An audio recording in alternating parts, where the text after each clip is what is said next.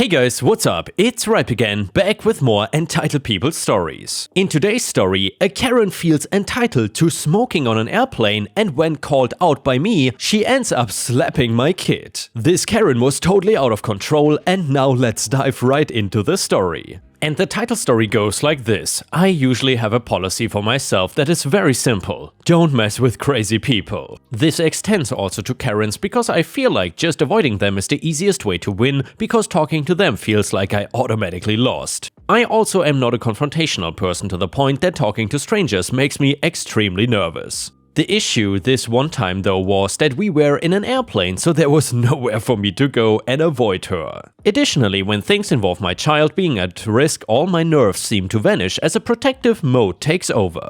Me and my son were on a 3-hour flight to go and visit my parents for the holidays. This airplane had 3 people to a row, so we had a woman sitting with us. Me and my son had the window seat and the middle seat, and after the plane took off, my son did not want to sit next to the window, so we switched and now my son was between me and the woman. She did not come off as a Karen or crazy in the beginning, so I didn't feel nervous about my son sitting next to her. My son is 6 years old and severely asthmatic, so keep in mind that any kind of smoke getting inhaled by him can set him off. And having a 6-year-old having a medical problem in the air is probably not a good scenario. Anyway, he was watching a movie and oblivious to the world, but I noticed when the woman, who I will start calling Karen from now on, pulled out a vape pen. I knew exactly what it was, and that despite it not being a cigarette, it would give off enough smoke to cause my son issues. Despite who I am as a person, I was quick to intervene. Excuse me, there's no smoking on airplanes allowed. I tried to be very polite because maybe she just truly didn't know, and then I figured out really fast that she was a Karen. Karen, excuse yourself, those rules might apply to poorer people like you, but not me.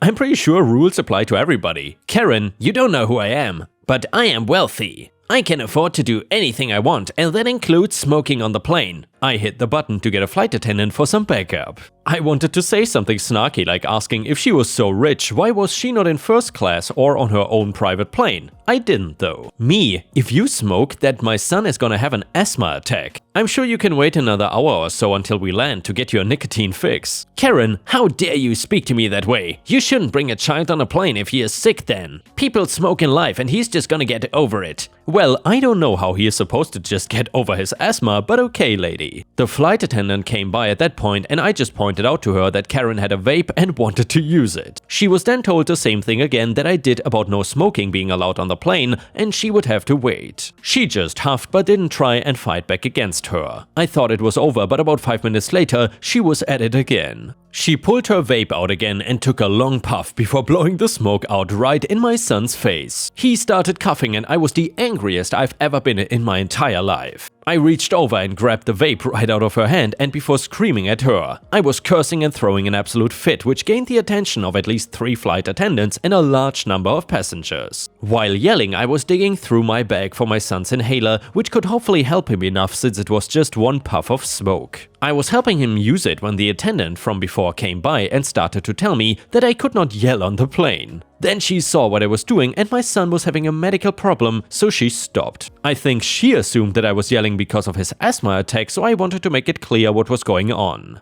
She took out her vape and blew smoke right in his face. In that moment, I felt like a little kid telling the teacher on the worst kid in class, and it kind of felt good. Karen was livid and started yelling about my son faking and demanding that I give her the vape back. I refused and told her that she was not gonna get it back to smoke more on the damn plane. Karen, the little brat is faking. She then slapped my son as if he was the problem, which started another loud noise. My son wailing from getting hit. I felt so bad for him between the asthma attack and then getting slapped for no reason. The flight attendant was fast to make an announcement calling over the air marshal for a problem. A man showed up a minute later asking what the issue was, and the attendant saying that there was a volatile passenger. Karen, finally, that woman stole my property. Just make sure her brat and her are arrested when we land. You were smoking on the plane and hit my son. If you think he was called to arrest me, you are really crazy. The situation was explained to him and he took Karen to a different part of the plane. He did not give her many details, probably to avoid her having a fit and causing a scene. When we did land though, I noticed that a bunch of police officers by the gate and walked far enough away to not get involved, but close enough to look. Sure enough, after everybody else came off the plane, Karen came out and was arrested. Doing dumb crap on a plane really gets taken seriously. I also noticed I still had her vape in my pocket. I threw it right in the trash where I wish I could have thrown Karen. My son was fine by the time we landed and was breathing normally. After Karen was moved away, he was given some stickers and stopped crying after that. I know it's unrelated, but I just love so much how quickly kids can bounce back after something bad happens. As an adult, I was upset for the rest of the day from the entire thing. My son, though, got some stickers and that was enough to make it all better. I really wish I knew what ended up of Karen after she was arrested. If she was just given some kind of warning or actually got in big trouble for what she did. If anybody here deals with people getting arrested on planes, I would love to know what usually becomes of them. At least I know she cannot smoke while in a holding cell, if for anything else that I got rid of her vape. And yeah, Ripe Stars, I gotta say, I'm kind of surprised how calm OP stayed when Karen slapped her kid. If I would have been in that situation and Karen slapped my kid, I would have probably knocked out Karen, that's for sure. Let me know what you would have done in that situation if you were there. Also, if you enjoyed the story, please don't forget to like the video, subscribe to the channel, and maybe even leave a comment if you want to support me. The next one is titled One Up Revenge. So I got two older brothers that I'll be talking about in this story. For simplicity's sakes, let's call them Brother 1 and 2. Brother 1 is the one-upper. He has a classic case of green mushroom syndrome. No matter what the situation is, the context, whatever, he has to be the one on top. It makes having normal conversations with him virtually impossible. I'll give you a few examples of the type of responses he gives to normal everyday situations and conversations. Me, wow, this burrito from Chipotle is incredible. I need to eat here more often. Brother number 1, holy damn, dude, those suck. There's this burrito place like a mile from here that's absolutely the best. Nothing is better than it, hands down. Or this one, me, I've been listening to this podcast recently. It's called the H3 Podcast and it's so funny. You should check it out, man. I think you would like it. Brother number 1, oh god, no. F that. I hate that podcast. The Ripe videos on YouTube are much better. You should subscribe to Ripe Stories on YouTube, not that crap. I would rather listen to Ripe. He is so much better. You get the point. Anyway, this is something that's been an issue as long as I can remember. He craves this sort of interaction so he can somehow feel like he wins the conversation or something. Well, that is where Brother 2 comes in. Brother 2 is incredibly intelligent, he is quick-witted, and he can give a 200 IQ response in the right moment. He is typically a quiet observer and generally does not interact with Brother 1 often because of how these interactions usually play out. Brother 2 and I tend to talk about the one-up mentality of Brother 1 relatively often, since it's something that's such a defining quality of his personality. Brother 2 and I have nearly lost our minds having to deal with these sorts of interactions, so the petty revenge story starts here. Brother 1 is sitting at the kitchen table eating some fast food and drinking a blue Monster energy drink. And by the way guys, you cannot imagine how much I miss Monster energy in Thailand. That is really one of the things I miss the most from the Western world. The Monster energy we got here is usually the Chinese Monster, which is smaller and not as good as the Western one, especially the American ones. Anyway, brother number 2 walks in, sees the energy drink and seizes the moment. Brother number 2, hey man, what do you think about Rockstar energy drink? That stuff is so good. Brother number 1, makes gag noises. This gag noise is legit the most forced, fakest gag ever, and he does it a lot. That crap is nasty. No way, nope. That stuff sucks. You know what's better? Ripe Story. No, I'm just kidding. Venom energy drink. Absolutely the best. Brother number 2, oh really? Okay, yeah, I'll give it a try. What about Red Bull though? That stuff is to die for. I always used to drink it back in college. Brother number 1, oh no, that tastes like piss. No way I could drink that crap. Venom is my energy drink choice. Nothing is better than it. Brother 2, yeah, I'll try it eventually. It must be really good if you speak so highly of it. A brief silent moment passes. Brother number 2, but honestly, my favorite is Blue Monster. There is nothing better than that. Brother 1, completely oblivious to the fact that he has been guzzling this Blue Monster down, instinctively responds,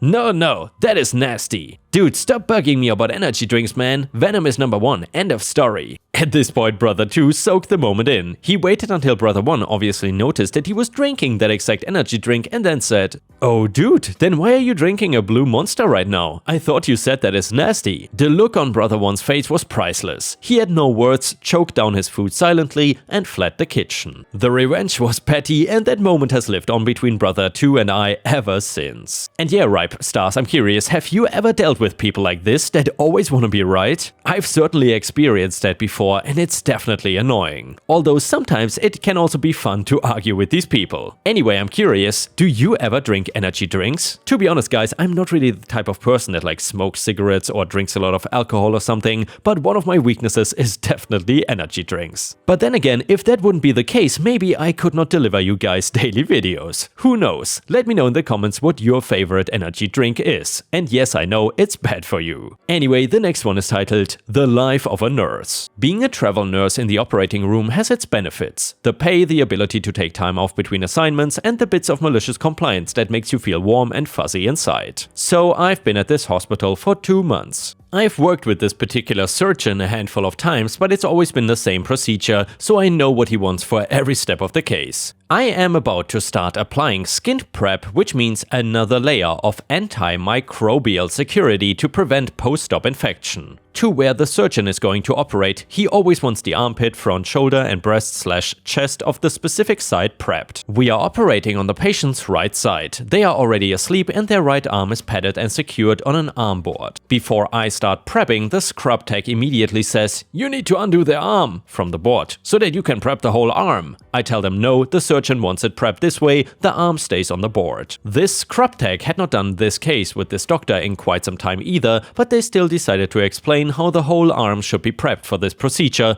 I ignored them. And by the way guys, I already know before this story even plays out that you should never mess with the nurse in question. Trust me guys, messing with a nurse never benefits you. But let's see how it plays out. I begin my prep. Less than a minute later, the charge nurse comes in to log into a portable X-ray device. Us travelers don't often get credentials for those, and the scrub tech decides to ask the charge nurse how the surgical site should be prepped for this case right in front of me. The charge nurse backs up the scrub tech and tells me I should be prepping the whole arm in addition to the sites that I mentioned earlier. I protested. Well, but Dr. X does not want that. He always wants the same areas prepped and draped accordingly. The charge nurse was not budging and they demand I unfasten the arm and do it their way instead. I sigh and say okay. Cue my malicious compliance. I prep the whole arm and I am holding it in my sterile glove while waiting for the drapes and stockinette to be applied. All of a sudden, the most glorious thing happens. The surgeon arrives with the charge nurse still in the room and says, "Did you prep the whole arm?" he asked me. "Yep."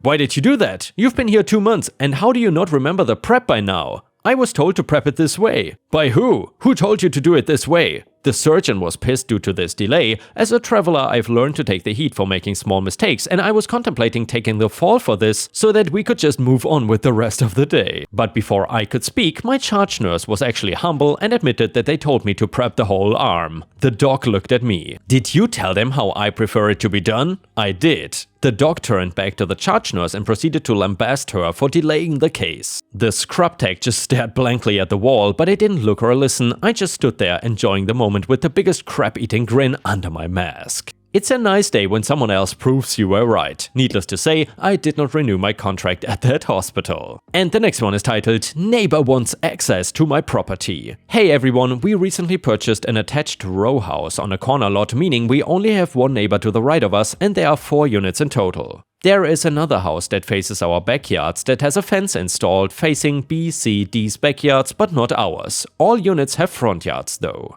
After having a land survey completed, we began to renovate our backyard, including installing fencing to close in the backyard and provide some privacy, as it had previously been completely open. We spoke to town zoning, which confirmed fencing requirements. Under 6 feet requires no permit, posts can be placed right up to the property line, and our fence contractor began to work on getting it up. By closing in our backyard, it also completely closed in our neighbor B, as the abutting properties to her already had fences installed. Our neighbor B rents the property, and the landlord had previously asked if we would be open to installing a gate between the 2 properties. As there is a shared basement door unit divided by the property line, our door's on one side and theirs is on their side, and he would hate for us to have to remove our panel if they needed to replace a hot water heater or anything in the basement. Being new neighbors and wanting to be considerate, we agreed but said that the gate would be locked. We consulted our town zoning and fire marshal departments and everybody said that we did not have to provide any access to our neighbor, but we decided to leave the gate up since we had already paid for it to be installed, but we locked the gate from our side. There is another gate entrance at the front of our driveway, which also has a locking mechanism so people cannot simply open the gate and enter our backyard. We told the landlord that we would have both gates locked and that B was not to enter our property, and that the only reason we would open the gate for the landlord if he asks for permission in advance. Today B came and confronted us about why she cannot access our backyard. We explained that it is our private property that we own and that we are not required to allow her access to it. She tried guilt-tripping us by saying that she lives alone and if there's an emergency she will not be able to escape. Again, we explained that both gates are locked for our privacy and protection, to protect things in our backyard and shed, and to allow us to have a safe space to be outside. And that even if the attached gate was not locked, she would still be trespassing on our property and remain locked in just in our backyard instead of hers. She was pretty heated about it, and while I understand the situation she is in, she chose to rent out an interior unit that is surrounded by other people who own their properties and can do whatever they like with them. We are obviously not obligated to keep our backyard open, just in case there happens to be an emergency at some point and she needs to escape, right? Or does this make us the a-holes? And yeah, Ripe Stars, I would love to hear from you what you think about this. Do you think that OP is the a-hole for not keeping her property open for her neighbor in case there is an emergency, or not? Let me know what you think. And Reddit thought the following: not the a-hole, it's your property and that's all there is to it. If she's unhappy, she can look to rent somewhere else. Comment number 2, locked in, LOL. It is a 5-foot fence, not the walls of Minas Tirith. If she cannot hop a fence, I guess she could keep a small ladder in her yard for extreme emergencies, but she's making up scenarios that will never happen. Clearly not the a-hole. And yeah, guys, obviously I would agree with Reddit here. OP is clearly not the a-hole, and the neighbor cannot dictate OP what she or he has to do with their own property. The next one is titled, Neighbor Just Cannot Stop It. I know this is going to get some backlash because a lot of people on Reddit think wheat is a miracle plant. I have nothing against wheat and I voted for its legalization in my state. I live on an avenue in a mid-sized city. Houses lined up and down the streets, the kind of neighborhood where kids play basketball and hockey in the street. My neighbor is a single guy in his mid-50s. He reminds me of Dale Gribble from King of the Hill, but he smokes joints instead of cigarettes. I am talking Snoop Dogg levels of joints. I have no problem with you smoking weed in your backyard or in privacy, but this guy will smoke joints and talk with the neighborhood kids. This is not on his property. The kids will be shooting hoops in the street and he will be talking with them while smoking. My kids started asking me why Mr. Tony is always smoking those smelly cigarettes. I was in my front yard when I saw him sitting on his front stoop smoking and showing my son a red Solo cup with a small pot plant in it. It kind of made me mad. The next time I saw him, I asked him if he wouldn't mind not smoking in front of my kids. I did not think this was a huge request, but now the guy wants nothing to do with me. He used to help me mow this shared swath of lawn, and now he mows it exactly at his property line and avoids eye contact. I have nothing against MJ at all, but I don't think it is crazy to not want kids exposed to it. These are like 8 to 12 years old as well. Am I being a jerk here? Edit for clarification. Sorry, I left out a detail typing this quickly up on my phone. Should have proofread it more, I guess. So yeah, Ripe Stars, please let us know in the comments what you think about this story. Do you think that OP is the a-hole or not? And a user in the comments said, not an a-hole, I think it is reasonable that he gets to smoke wherever it is illegal to do so. I think also it's reasonable for you to want your children to not be exposed to secondhand smoke, pot or otherwise. Next, I think it is reasonable that you are the person who should decide how the topic of recreational use of weed is brought to your kids. So depending on the content of his discussion with your son over the pot plant, he would be crossing a line here. From here, I would apply my parenting rule of thumb. We should err on the side of contextualizing the world around our children as opposed to isolating them from it. So to me, the most direct course of action to avoid something I think is harmful would be to simply direct your children not to talk to him and explain why. Asking someone to not smoke around the kids could be considered rude, depending on the delivery, but not overly so. However, it's not my first choice since it leans towards isolating rather than contextualizing.